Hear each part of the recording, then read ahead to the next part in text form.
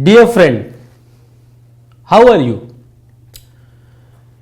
मैं आपको कल का एक्सपीरियंस बताना चाहता हूं। कल मुझे मौका मिला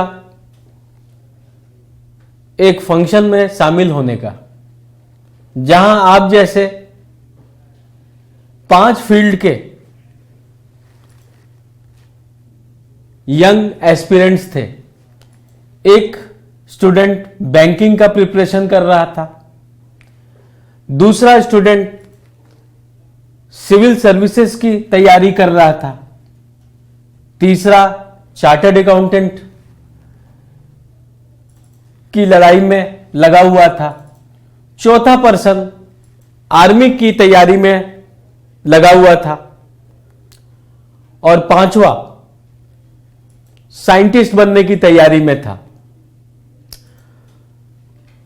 मैंने उनसे पूछा कि why you are taking these steps in your life, do you know इसका कॉस्ट क्या है, इसका रेवेन्यू क्या है, इसका रिवार्ड क्या है, इसका सोशल रिकॉग्निशन क्या है। तो मेरे सामने ये स्टूडेंट्स ने कुछ बड़े अच्छे जवाब दिए, जो मैं पहले आपके साथ शेयर करूंगा। सबसे पहले मैं बैंकिंग वाले की बात करूंगा। उसने कहा कि बैंकिंग का कैरियर गवर्नमेंट और प्राइवेट सेक्टर में with in India and outside India बड़ा वाइडनिंग, बड़ा एक्सपेंडिंग रोल में आ चुका है। इसीलिए उसको लगता है कि बैंकिंग का कैरियर अच्छा है और 60 साल तक वो अपने कैरियर को टॉप पर जहां ले जा सकता है वो कोशिश करेगा।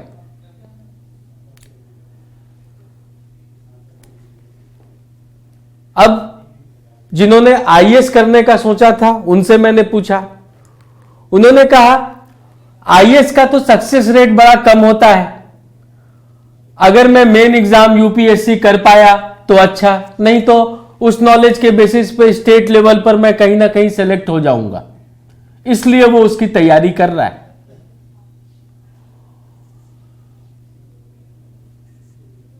उसके बाद बारी आई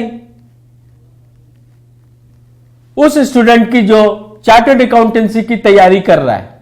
इसको मैं अभी थोड़ी देर के लिए रोक कर रखूंगा। जो बच्चा आर्मी की तैयारी कर रहा था वो देश प्रेम से और आर्मी के एक हाई प्रोफाइल लाइफ से आकर्षित था। उसने कहा कि मैं सिविलियन की लाइफ नहीं लीड करना चाहता, मैं कुछ डिफरेंट करना चाहता हूं, इसीलिए मैंने इस कैरियर को चुना।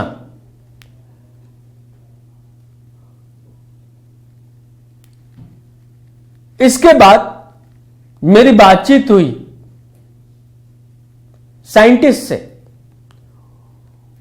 उसकी सोच थी कि वो लाइफ के अगर 20-25 साल दे देगा तो कुछ ना कुछ वो इन्वेंशन कर सकता है। इसीलिए वो गवर्नमेंट सेक्टर या प्राइवेट सेक्टर में काम करेगा और जरूरत हुई तो वो नासा के लिए भी कोशिश करेगा। फाइनली, जिसके बारे में मैंने चर्चा नहीं की, चार्टर्ड अकाउंटेंट की तैयारी करने वाले विद्यार्थी के बारे में, उसने कहा मुझे पता है चार्टर्ड अकाउंटेंट एक टफ एग्जाम है, लेकिन अगर मैं इसको कर लेता हूं तो मैं कंट्री के लिए बहुत तरह से योगदान कर सकता हूं। मैंने पूछा कैसे? उसने कहा टैक्सेशन, अकाउंटिंग, ऑडिटिंग, ये सारा कुछ तो है ही। I can help to create people who are financially strong. मैं लोगों को फाइनेंशियल प्लानिंग में हेल्प कर सकता हूं। फिर मैंने पूछा कि सीए बनने के और क्या फायदे हैं? उसने कहा 60 साल में सारे लोग रिटायर हो जाएंगे, चार्टर्ड अकाउंटेंट कभी रिटायर नहीं होता, वो जिंदगी के अंतिम दिन तक बैलेंस शीट साइन करता है। माय फ्रेंड, अगर ऐसा है तो मैं, जब सारे लोग अपने पीक पे पहुंच के डाउनफॉल की तरफ जाते हैं, मैं पीक पर पहुंच के दूसरे पीक के लिए जाऊंगा। अगर मैंने उस समय x रुपीस कमाए हैं तो मैं अपने पुराने एक्सपीरियंस से x+5, x+10, x+20 मैं लाइफ के अंतिम दिन तक पीक पर काम कर सकता हूं। यह जवाब मुझे अपील किया और इसीलिए यह स्टोरी मैं आपके सामने लेकर आया हूं कि चार्टर्ड अकाउंटेंट एक टफ एग्जाम है, सक्सेस रेट लो है, लेकिन अगर आपने इस एग्जाम को क्लियर कर लिया तो आप की जो आयु है 70, 75, 80, आप उस एज तक काम करेंगे और जो 20 साल 15 साल जो भी पोस्ट रिटायरमेंट दूसरे नहीं काम करते हैं, उस समय आप सदैव एक्टिव रहेंगे, अर्निंग रहेंगे और सोसाइटी को कंट्रीब्यूट करते रहेंगे। डियर फ्रेंड, आने वाला वक्त जिसके अंदर बड़े सारे लॉज बदल रहे हैं, क्यों? बिकॉज वो ब्रिटिश पीरियड के थे। उन सब चीजों में चार्टर्ड अकाउंटेंट का एक बहुमूल्य योगदान है। कंपनी लॉ बदल गया। क्या आ गया? Company law 2013। आपका IFRS की तरफ सारा अकाउंटिंग सिस्टम जा रहा है इंड एस के नाम पर, जो 1 अप्रैल से लागू होना है 2017 में। जीएसटी भी आ जाएगा, डायरेक्ट टैक्स कोड को भी आना है 2018-19, या आने वाली गवर्नमेंट तय करेगी कि यह चीज कब आती है।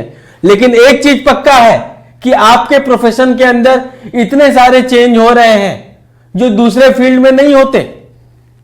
उनके अंदर एडिशंस होता है नॉलेज का, आपके अंदर चेंजेस है, और चेंज का जो समय है वो earning, learning and growing for your career is very very good. इसी चीज को बताने के लिए मैंने आज का समय चुना। इसके साथ मैं आपको इंस्टीट्यूट की एक इंपॉर्टेंट अनाउंसमेंट बताना चाहता हूं। ICAI ने अपना कोर्स को चेंज करना है और उन्होंने एक सिस्टम जो बहुत साल पहले इस्तेमाल होता था, संडे टेस्ट स्कीम, उसके अंदर एक चेंज को अनाउंस किया है। नवंबर 2017 से जो भी बच्चे एग्जाम देना चाहते हैं, नवंबर 2017 या उसके बाद 18 के अंदर, उनको संडे टेस्ट स्कीम पास करना पड़ेगा। अब ये संडे टेस्ट स्कीम क्या है? आपको पता है, CA एक वोकेशनल कोर्स है। इसमें आप खुद पढ़ाई करते हैं और ऑडिट और अकाउंटिंग का अनुभव लेते हैं, एक्सपीरियंस लेते हैं। आपको अपनी पढ़ाई खुद करनी होती है। इंस्टीट्यूट ऑफ चार्टर्ड अकाउंटेंट कह रहा है कि आप इस खुद की तैयारी के बाद जब आप चीजों को एक टेस्ट के थ्रू अगर आप पास कर जाते हैं तो आप मेन एग्जाम देने के लिए एलिजिबल हो जाते हैं। तो अभी क्या सिचुएशन है कि आपको कोई संडे टेस्ट, कोई एलिजिबिलिटी टेस्ट नहीं देना पड़ता है।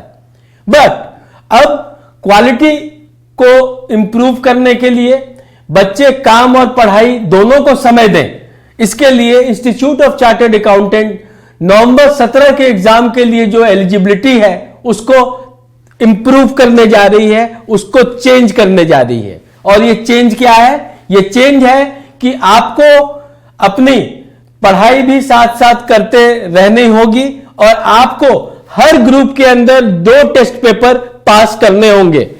यानी अगर आप ग्रुप 1 दे रहे हैं तो आपको 2 सब्जेक्ट करना है पास, ग्रुप 2 दे रहे हैं तो आपको 2 सब्जेक्ट करना है पास, और अगर आप बोथ ग्रुप लिख रहे हैं तो आपको 4 सब्जेक्ट्स के अंदर एलिजिबिलिटी टेस्ट में अपने आप को पास कराना होगा। और ये एग्जाम प्रॉपर होगा जैसे ICAI कंडीशन में होता है 3 घंटे में। यानी अगर आपने इस एलिजिबिलिटी टेस्ट को पास नहीं की तो आप नवंबर 17 का एग्जाम नहीं दे पाएंगे। It is a good step.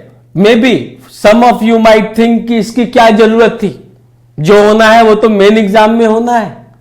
तो माय फ्रेंड्स, ये एक छोटा सा स्क्रीनिंग टेस्ट जैसा है जिसके अंदर आपको यह देखना है कि आपकी तैयारी क्या अच्छी है, जिसके आधार पर आप ये टेस्ट दे पाए, इस एलिजिबिलिटी टेस्ट को क्लियर कर पाए। और ये जो एलिजिबिलिटी टेस्ट होगा वो उसके कई सेट होंगे। अगर आपको लगता है कि एक एलिजिबिलिटी टेस्ट पूरे इंडिया में चलेगा, ऐसा नहीं है। इंस्टीट्यूट अलग अलग सेट निकालेगी। इंस्टीट्यूट की जो बॉडी है इसमें, वो आपको अलग अलग एग्जामिनेशन सेंटर, अलग अलग सिटीज के लिए वो अलग अलग टेस्ट पेपर लाएगी और उसकी इस तरह से इंटरमिक्सिंग करेगी कि आप इस टेस्ट को ढंग से दे पाए। डियर फ्रेंड, मैं आपको एश्योर करता हूं कि इस इंफॉर्मेशन को बताने का मकसद आपको इंकरेज करना है, आपको डिस्करेज नहीं करना है।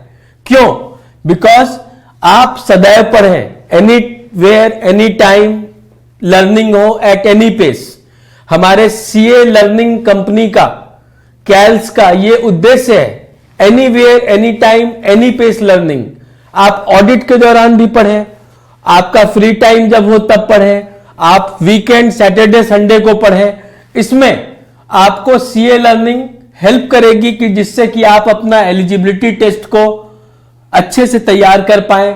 हमारे प्रोडक्ट के अंदर इसकी इंपॉर्टेंस रहेगी। आपको कंसेप्चुअल लर्निंग कैसे की जाए, आपको चैप्टर वाइज चैप्टर कैसे प्रैक्टिस की जाए, मॉक टेस्ट पेपर कैसे हम अटेम्प्ट करते हैं, इस असेसमेंट मैकेनिज्म को हम ज्यादा इंपॉर्टेंट मानते हैं। वीडियोस तो बहुत जरूरी है, लेकिन हम असेसमेंट ओरिएंटेड कंपनी है। हम चाहते हैं कि आप जो लिखें वो ऐसा रहे कि चाहे वो एलिजिबिलिटी टेस्ट हो, चाहे मेन एग्जाम हो, आप इसको जरूर पास करें। और इसको पास करने के लिए आपको, मेरा मानना है कि कम से कम एक बार तो जरूर सीए लर्निंग के प्रोडक्ट को ट्राई करना चाहिए। क्योंकि ये कंपनी की सोच अलग है। वो कहते हैं कि आप लिखने से पास होते हो, वीडियो तो 1, 2, 3 बार ही देखी जा सकती है, लेकिन आपको जो लिखने का काम है, प्रैक्टिस का काम है, चेकिंग का काम है, ये आपको लगातार करते रहना पड़ेगा।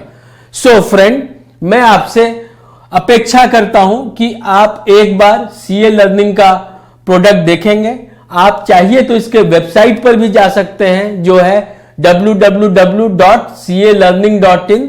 इसके अंदर आप ये तय कर सकते हैं कि ये प्रोडक्ट आपको किस तरह से असेसमेंट ओरिएंटेड बनाता है, जिससे कि एग्जाम में, चाहे वो आपका संडे टेस्ट हो, चाहे मेन टेस्ट हो, चाहे मेन एग्जामिनेशन हो, उसको आप सक्सेसफुली कर पाए।